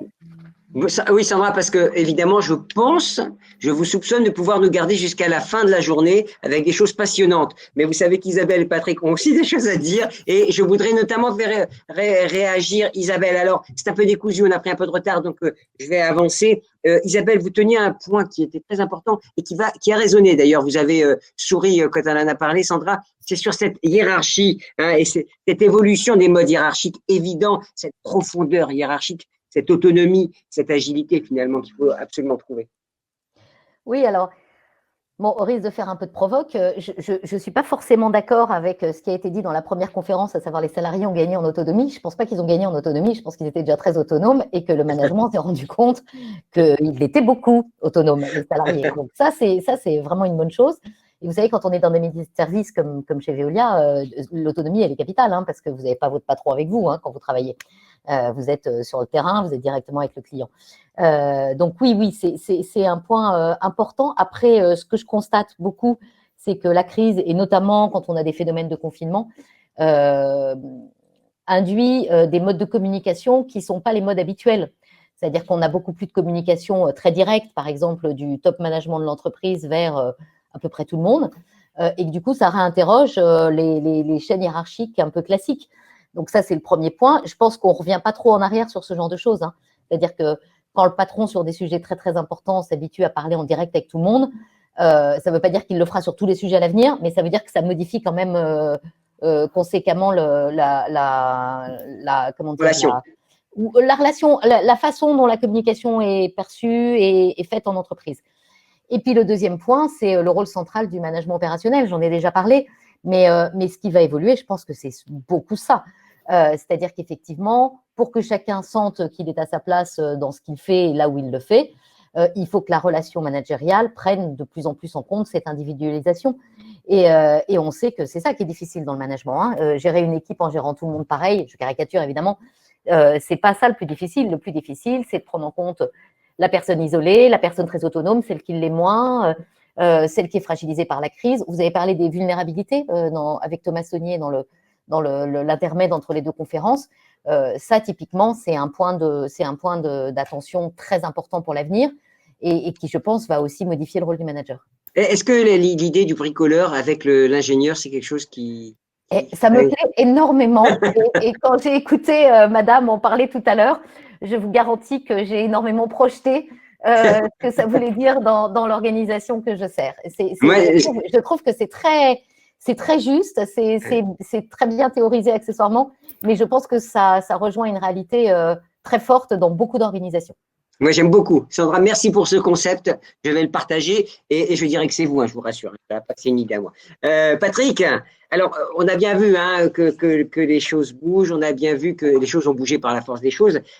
Il y a quand même un certain nombre d'éléments, des points de friction, des sources de friction. Vous parlez des sources de mal-être. Est-ce que vous pouvez nous les résumer qui permettront d'identifier un peu ces sujets, ces points irritants? On peut peut-être dire une chose, c'est que pour engager les gens, ce sera bien déjà de ne pas les désengager. Ça peut commencer par là, quoi. J'aime bien effectivement l'idée évoquée par Sandra là sur le bricoleur et le penseur. Et quand c'est la même personne, ça pose en fait ouais, l'ingénieur. Ça renvoie à deux choses. D'abord, ça renvoie à la question de l'autonomie, qui est centrale dans tout ce qu'on est en train d'évoquer. Et alors, la vraie question, c'est est-ce que les collaborateurs et surtout les managers, parce qu'on fustige beaucoup le rôle du manager, enfin, le fond du problème, c'est de regarder peut-être le système de contraintes auquel il est confronté. Et le système de contraintes nous renvoie à la question de la gouvernance de nos entreprises. Il y a certains types d'entreprises dans lesquelles peut-être on fait une allégeance trop importante aux propriétaires, conduisant à réduire à peau de chagrin l'autonomie. Et ça fait mal au bide des gens. Et comme les gens sont fondamentalement, comme le disait Sandra, impliqués dans leur boulot, c'est-à-dire qu'ils essayent de bien faire. Et ils essayent de bien faire pourquoi? Pour l'intérêt du bien commun. Mais quand ce bien commun ne leur semble plus poursuivi par un mode de gouvernance qui a réduit la finalité de l'entreprise à quelques indicateurs de court terme, parce qu'on a fait allégeance aux propriétaires, par exemple, eh ben, ça fait une dissonance cognitive, comme le disait Anne-Sophie Godon tout à l'heure, qui est extrêmement dure. Donc je crois qu'il y a trois, alors ce sont des sentiments, ce ne sont pas des réalités, c'est ce que perçoivent les gens, mais je pense qu'il y a trois sentiments profonds qui trouvent leurs racines dans la société civile, qui est un terreau anxiogène, comme c'était dit dans la précédente conférence, mais qui date d'il y a très longtemps. Sandra avait raison de le rappeler, ça date d'il y a très longtemps, et je pense que ça trouve ses sources dans la désindustrialisation des économies occidentales il y a très longtemps. Il y a trois sentiments qui se développent dans la société civile, et que nos entreprises, ou qu'un certain type d'entreprise, trop taylorisée, si j'ose dire, viennent amplifier de façon très très forte. Alors le premier, c'est le sentiment d'absence de sens. C'est-à-dire qu'il y a un décalage qui se fait entre l'idée que se font les gens de ce que devrait être une entreprise et la réalité à laquelle ils sont confrontés. Dans la tête des gens, une entreprise, c'est quelque chose qui donne sens, qui a une finalité, une mission, une raison d'être. Ça renvoie à l'entreprise à mission. Quelque chose qui donne sens au travail des gens et à l'intérieur duquel ils peuvent apporter une contribution individuelle qui se manifeste par un minimum d'autonomie. Et en absence de cette autonomie, la contribution individuelle, elle n'existe pas. Donc une sorte de dissonance cognitive, au fond, qui fait mal au bide, quoi, pour dire les choses extrêmement simplement. Le deuxième truc, c'est le sentiment d'impuissance. Il existe dans la société civile. Je regarde un truc, parce que les gens sont tous sauf cons, ils observent les choses. Moi, j'ai noté un truc que j'ai chopé sur Twitter ce matin, qui m'a frappé. En 1980, la Chine, c'est 5% du PIB mondial, et les États-Unis et l'Europe, c'est 20 à 25%. Aujourd'hui, la Chine, c'est presque 20%, et l'Europe, paf, on est décroché à 12%. Voilà, sur un plan économique et démographique, on sait où sont les enjeux. Ce sentiment d'impuissance, si vous n'avez pas d'autonomie et que vous rajoutez à cela ce que nos organisations sont capables de faire, c'est-à-dire des injonctions contradictoires à n'en plus finir, c'est-à-dire nos organisations matricielles, n'en parlons pas, vous avez un chef hiérarchique qui vous demande « je veux du blanc », je veux pas de blanc, je veux pas de noir, et puis vous avez un fonctionnaire qui vous dit surtout pas de nuance de gris. C'est celui qui est sur le terrain qui est confronté à ça et qui se démerde. C'est ça qui fabrique du sentiment d'impuissance. Et puis vous rajoutez une troisième dimension, hein, après le sentiment de la dissonance et la perte de sens, le sentiment d'impuissance. Le troisième truc, c'est le sentiment d'injustice.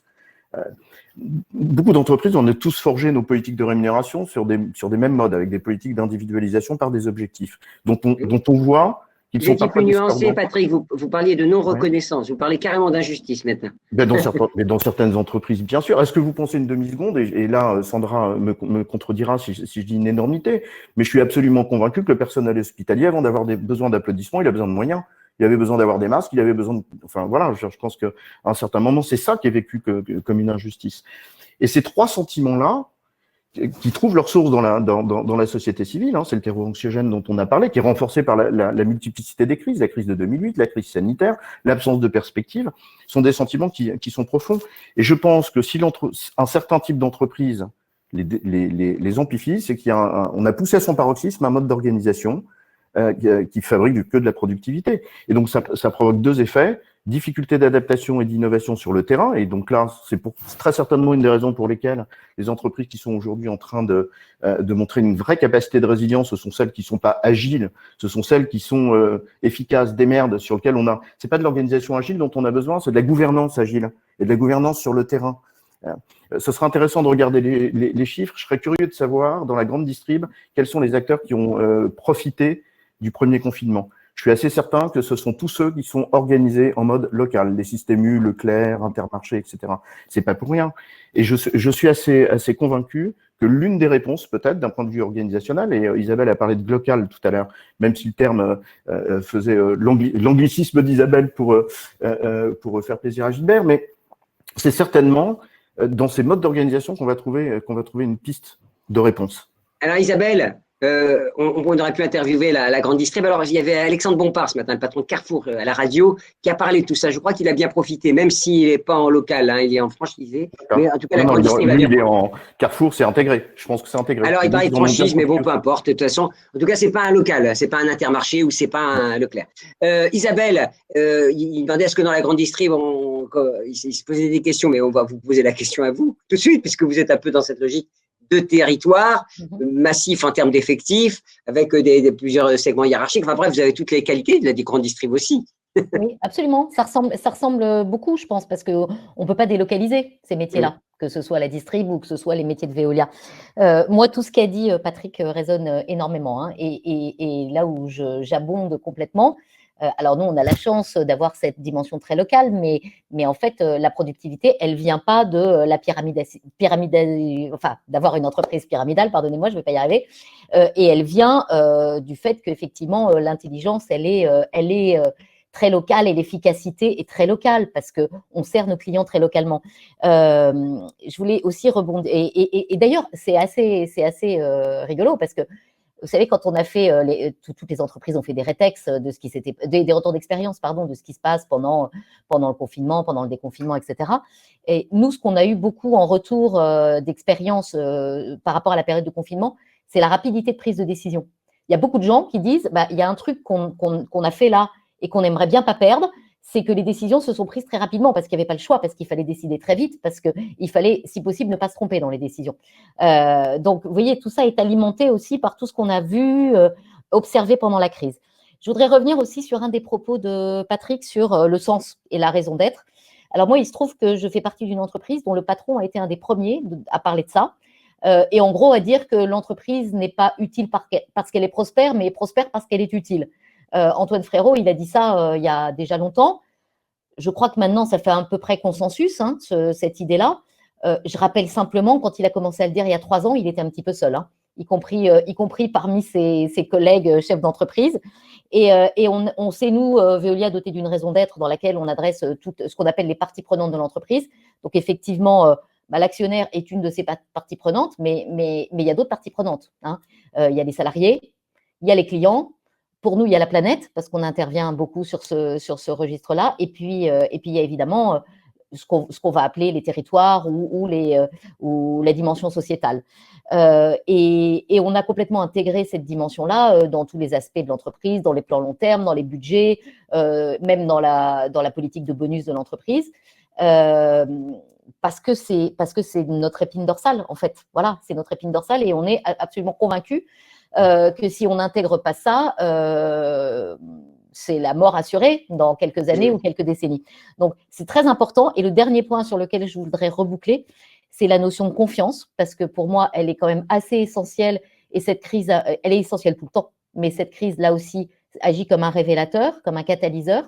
Vous savez, on dit souvent, moi, il y a une chose qui m'étonne beaucoup, et ça reboucle sur les modes de management, la confiance n'exclut pas le contrôle. Je suis sûre que vous avez déjà entendu. Vous n'aimez pas ça, vous me l'avez dit. Voilà.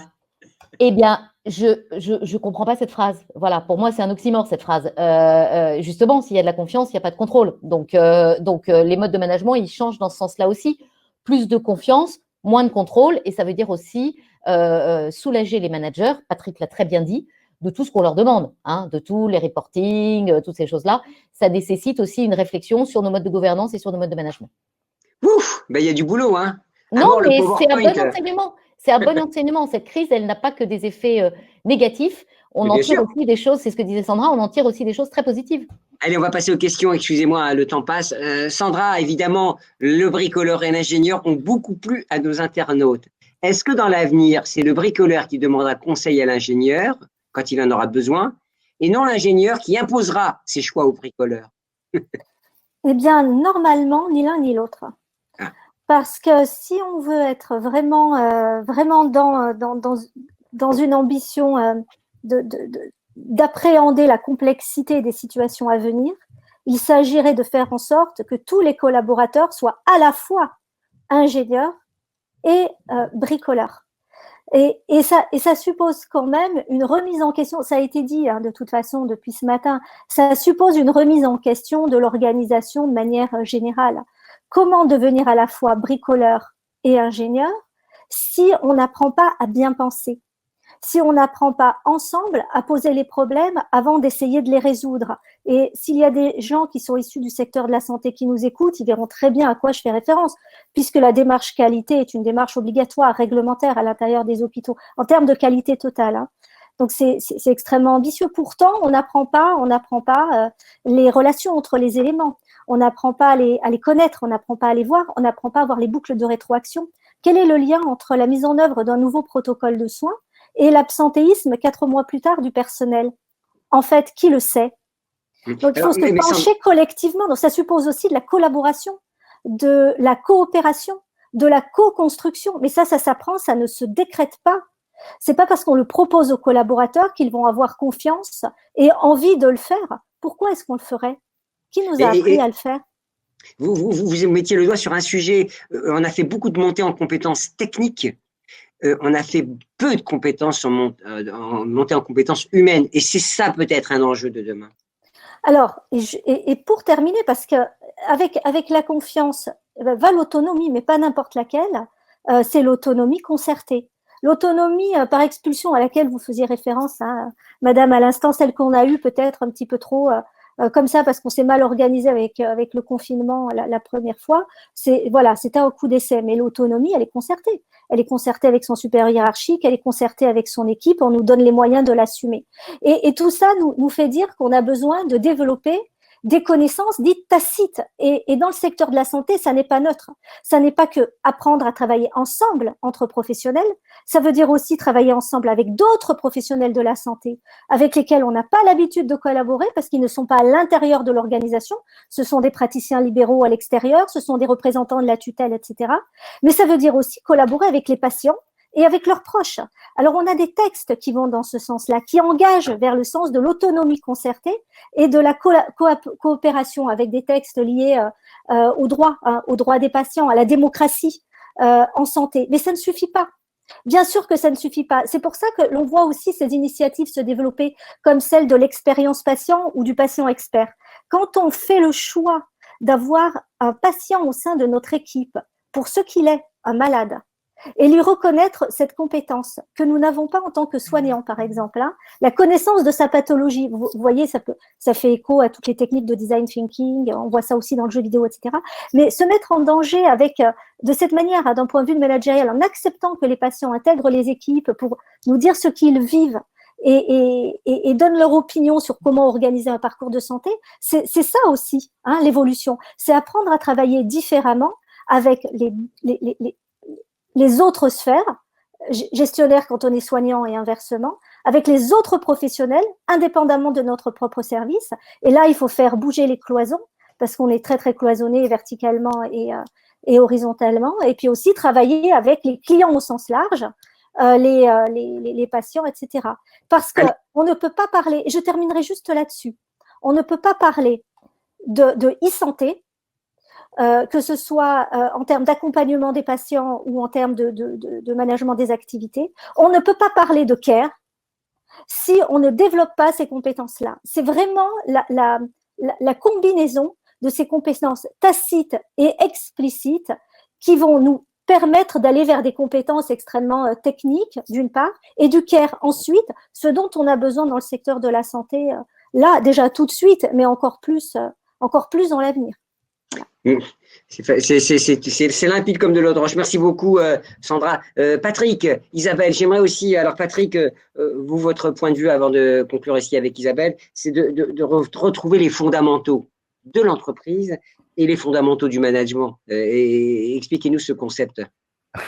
J'ai presque envie de dire que l'enjeu, ça va être de remettre l'église, la mosquée ou la synagogue, comme vous voulez, au milieu du village, ou le bar du commerce, quoi, genre, ce qui est sympa aussi. Ça serait bien, le bar du commerce, enfin. Ben ouais, ça serait très bien. On donne pas du sens. Ça fait sens ou ça fait pas sens.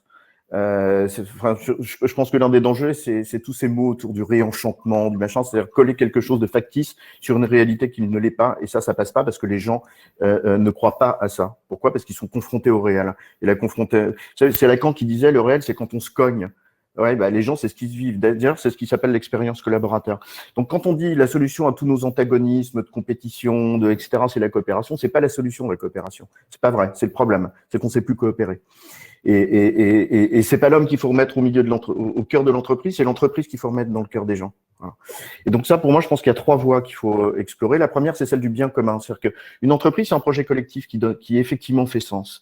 Et ça, restaurer le bien commun, c'est questionner profondément l'équilibre des parties prenantes. Isabelle l'a très bien dit. À partir du moment où on fait allégeance à une seule des parties prenantes, de manière trop importante, l'idée c'est pas de fustiger telle ou telle partie prenante. Quand on a eu un président qui nous a dit notre ennemi c'est la finance, ça n'a pas de sens, quoi. C'est pas un il ennemi. est plus président. Hein. Ouais, il est plus président, ouais. Mais quand il disait notre ennemi c'est la finance, ça n'a pas de sens. Enfin, la finance joue son rôle comme l'État joue son rôle d'actionnaire, d'actionnaire et de donneur d'ordre. Le problème c'est l'allégeance. Et l'allégeance qui conduit à un excès de poids de l'une des parties prenantes par rapport aux autres. Donc, il faut retrouver cette idée que l'entreprise est un bien commun, quelle qu'en soit la nature, qu'elle soit publique ou privée, et non pas quelque chose qui serait asservi aux intérêts d'une seule des parties prenantes ou trop asservi aux intérêts d'une seule des parties prenantes. Et ça réglerait une partie de la dissonance qu'évoquait Anne-Sophie Godon dans la première conférence. Le deuxième truc, je pense, c'est une notion de cohérence pour travailler un peu sur le sentiment d'impuissance.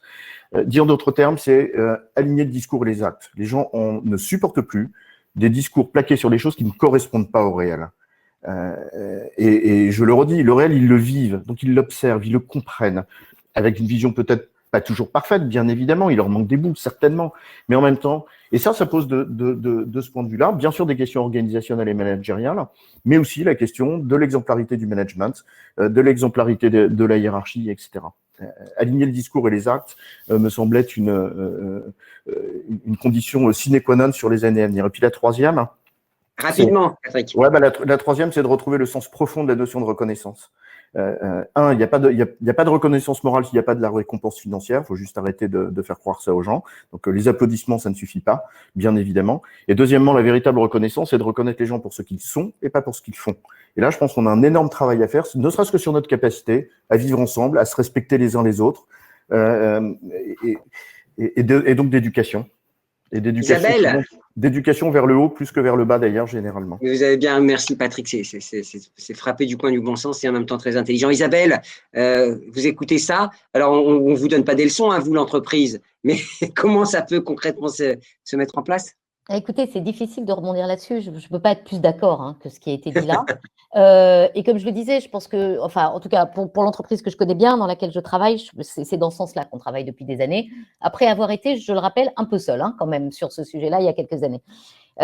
Donc oui, je pense qu'il n'y a que ça qui marche, concrètement. Je vais, quitte à reformuler ce qu'a dit Patrick, ne pas raconter de crack, dire la vérité, ne pas laisser imaginer non plus des choses radieuses qui ne viendraient pas, dire la vérité, être toujours extrêmement concis et précis dans les informations qu'on donne, et puis essayer de co-construire au maximum. C'est pas une vue de l'esprit, mais vous voyez, je pense que les gens qui travaillent dans les entreprises et qui apprennent dans la presse qu'ils vont passer en télétravail pour toute la vie à partir de telle date sans qu'on leur ait demandé leur avis, je pense que c'est compliqué aussi pour ces salariés de voir du sens et de se sentir engagés. Donc voilà, on a ce qu'on récolte en résumé.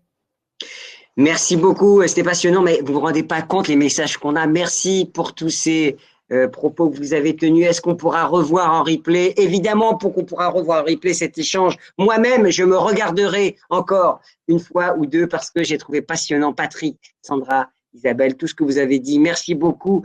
Je vous dis à très bientôt. Longue vie à tout ce que vous faites et bonne continuation. La présidente de la… Bravo pour cette conf. On m'envoie un petit message. Merci Isabelle. Merci Isabelle, merci Sandra, merci Gilbert. Merci à tous, très intéressant. Est-ce que Florence est là? Mais oui, Florence est là. Alors Florence Poivret, que j'ai connue moi personnellement au MEDEF, qui a été industriel. Pardon? Non, je dis aïe aïe aïe, MEDEF. Aïe aïe aïe, mais on peut le dire, il n'y a pas de honte. Attention, c'est écrit sur Internet en plus.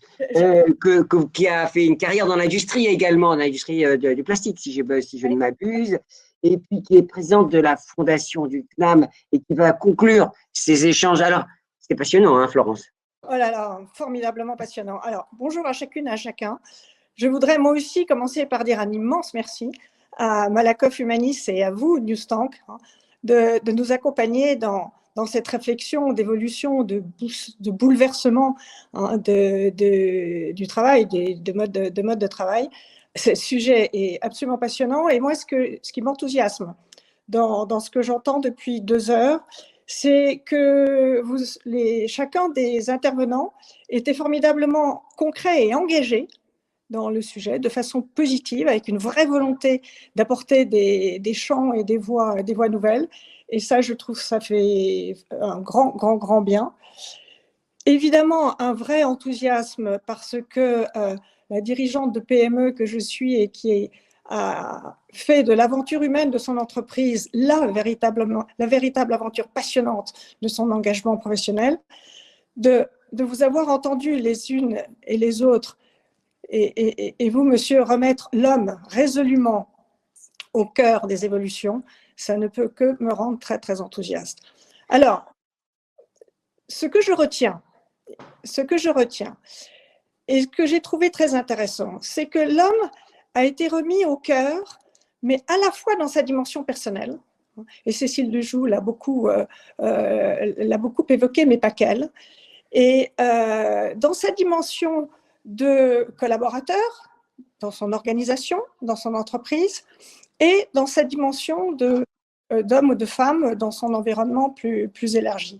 Même la confiance a été déclinée, je dirais d'une certaine façon, la confiance en soi, c'est-à-dire l'homme ou la femme elle-même doit être accompagnée, et évidemment la confiance que l'homme ou la femme va trouver dans son organisation. Je me permettrai d'ajouter une dimension qui me paraît assez intéressante et révélée de façon, comme tout le reste, assez forte par la crise. C'était sous-jacent, mais ça devient, à mon sens, plus fort.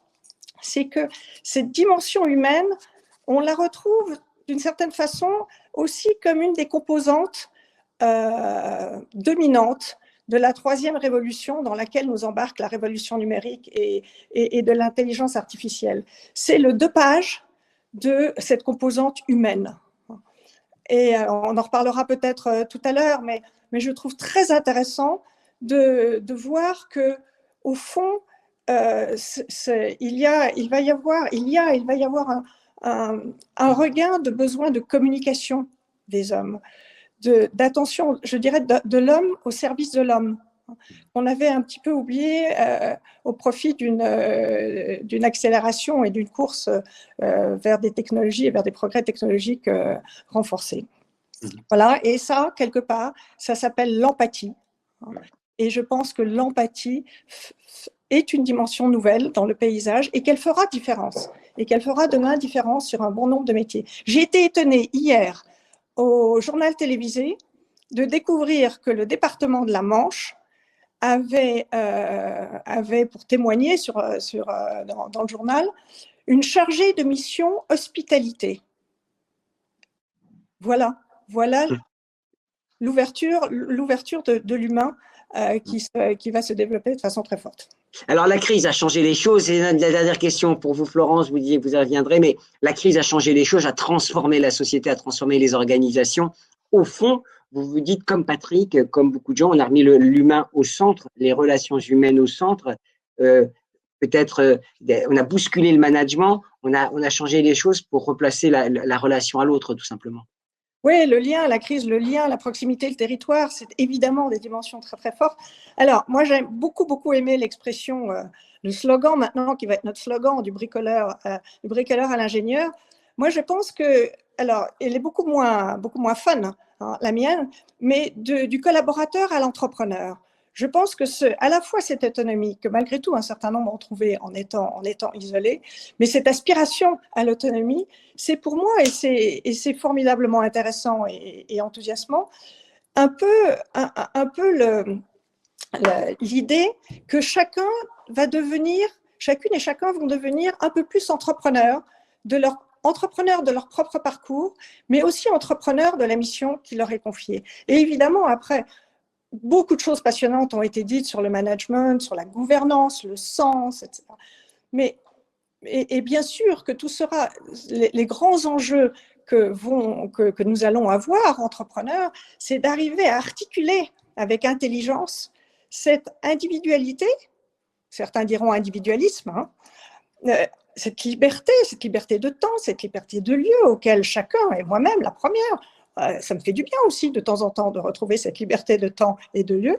On va aspirer, et je crois qu'il faut qu'on y réponde. L'étude de Malakoff Humanis a montré qu'il y avait des aspirations hyper lumineuses et intelligentes de la part des collaborateurs. Il faut qu'on les écoute, qu'on les regarde et qu'on voit comment les transformer de façon tout à fait pertinente et moderne. Et voilà. Et moi, je trouve ça très, très, très intéressant. Alors, il y a un sujet qui, oui, on a parlé de gouvernance avec le sens, avec l'éthique, avec le bien commun. On a parlé du management de transition, du management intermédiaire qu'il va falloir accompagner beaucoup, beaucoup, beaucoup. Moi, je pense aussi que dans cette dimension de chacune et chacun devenant entrepreneur, il y a un sujet qui me paraît extrêmement important, c'est donner les moyens à chacune et à chacun d'oser et de gérer le risque. Et de bien les mettre avec justesse en responsabilité face aux risques qu'ils vont devoir prendre. Mais tant mieux, tant mieux. C'est peut-être le sujet du prochain webinaire, Florence. Hein, vous nous donnez des pistes déjà. Et pourquoi pas? Moi, je pense que c'est fondamental et que je ne suis pas sûre que nous soyons, en tout cas dirigeante de PME que je suis, on le fait un peu au feeling, mais je ne suis pas sûre que nous soyons formidablement outillés là-dessus, encore. On va y aller de toute façon parce qu'il y a beaucoup d'intelligence au CNAM, hein, donc les gens réfléchissent et trouvent des solutions et des idées. C'est ça le plus important. On nous remercie, vous vous rendez compte Florence, on nous envoie des messages pour nous dire merci de ces échanges, combien ils étaient denses et riches. Voilà, c'est la preuve qu'il faut de l'intelligence pour avancer. Hein. Ouais, merci à vous et de cette collective. Bravo, bravo et merci. Merci à tous. Je vous dis à un prochain webinaire puisqu'avec le CNAM, nous sommes partis pour une logique de webinaire tout au long de l'année. Ce sera avec grand plaisir que je retrouverai les enseignants et des experts des entreprises. À très bientôt et bonne continuation. Merci beaucoup Florence, bonne continuation, à très vite. Merci à Malakoff Humanis, j'allais oublier aussi le partenaire. À très vite. Merci à Claire aussi qui a organisé toute la partie technique derrière nous. Merci, au revoir. Au revoir.